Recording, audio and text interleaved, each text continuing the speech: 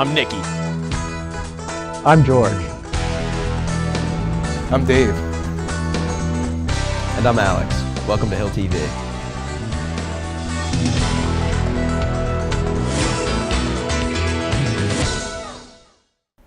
Hi, I'm here in the archives on the 4th floor of the Ryan Library. With Mr. Jeffrey's help, during each episode of Hill TV, we'll be able to give you a glimpse into Hill's past. This week's find is a film titled Why the Hill, which was used to promote the Hill in the 1970s. Have a look.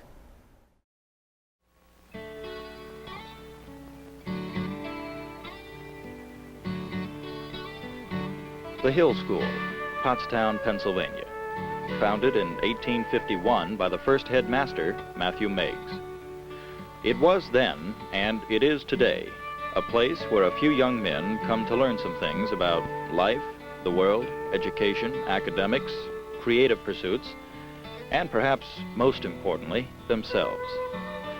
Admittedly, that covers a pretty broad spectrum, but the Hill has been working with young minds for well over a century, and the original idealism which brought the school into being is still present. That involves a commitment to developing a young man's respect for both his mind and his body, to instill an awareness in him that he and he alone will be held accountable for all of his decisions, and to teach those standards of personal conduct that will be expected of him throughout his life.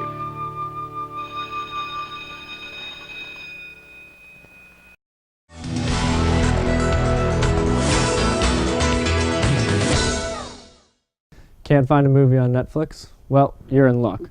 The Ryan Library has tons of movies right behind the circulation desks.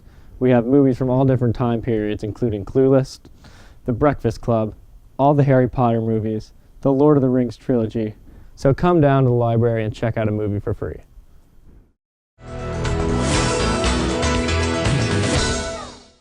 So Mr. Lehman, first question is, where is your sixth form blazer? Well, it's senior dress, so I took it off. What's the goal of having a Headmaster Switch day? Are you asking me or the headmaster? Both of you. Both of you can answer. Well, I guess I'll start. I think the goal is to, as Megan Conan, the line I remember from her essay last year, was to walk a mile in Mr. Lehman's shoes. And in anything, this experience has been enlightening. I did get to understand about a lot more what Mr. Lehman does on a day-to-day basis, and I think that's really important. I think it's just a way to sort of relax as a school and enjoy some camaraderie. I definitely enjoyed going to classes and see teachers and our students from a different perspective. I spend most of my day in meetings and on the phone and that sort of thing, so it's terrific to get out there and see the kids, see the teachers. Now, what did you learn most from that experience as being a student? That I didn't study hard enough in high school, especially in areas of math and science. Totally lost in those classes. But no, the day is packed, it's busy. Kids go from one place to the next, and a lot of high expectations.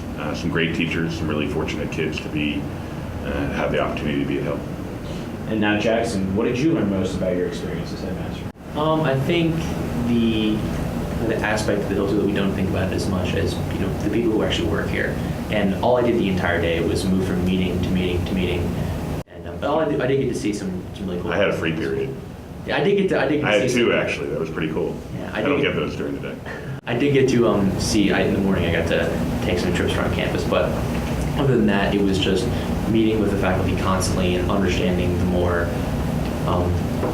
Not the business side, but the more day-to-day running of the Hill School and what gets put in every day to make this place stand. Like, we just go to class and we get our work done, and I'll finish my homework and I'll go play Xbox and then I'll sleep. That's what I do. You didn't play Xbox today? No, I do that every day. Oh, perfect. So what would you do differently if you were a student for a day again? I would go to more humanities type classes because I actually understand those. I would definitely do my homework in advance. I would try to get better grades for Jack. It was a little tough today in AP Physics. Well, hopefully that wasn't graded, right? Oh no, it's graded. Oh, good. So Jackson, what inspired you to apply?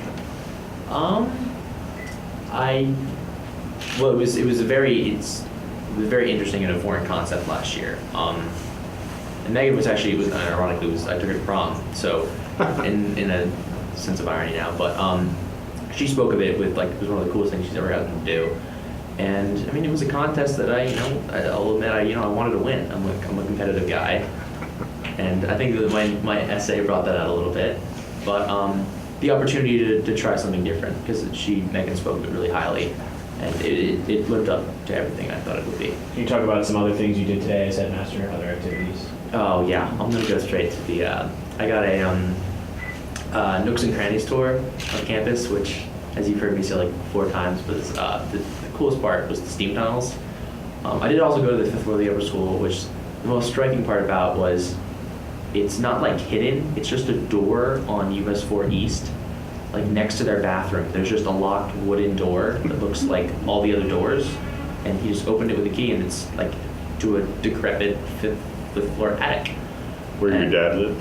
Where my dad and my uncle enjoyed some time. And the steam tunnels were so cool. It was I'd always heard about them forever. My dad spoke about them. We joked that he would use them to get to class quicker.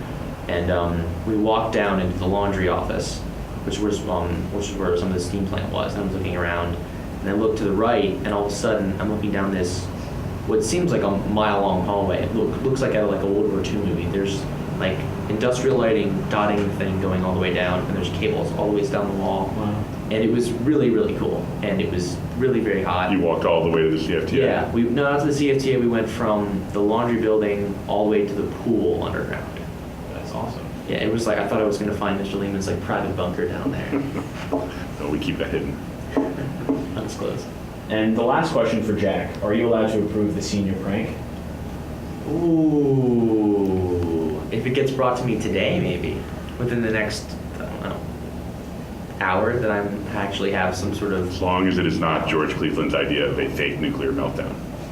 That's true. That would be bad. I would probably deny that. All right. Thank you for your time today, guys. Thanks, Nick. Yep.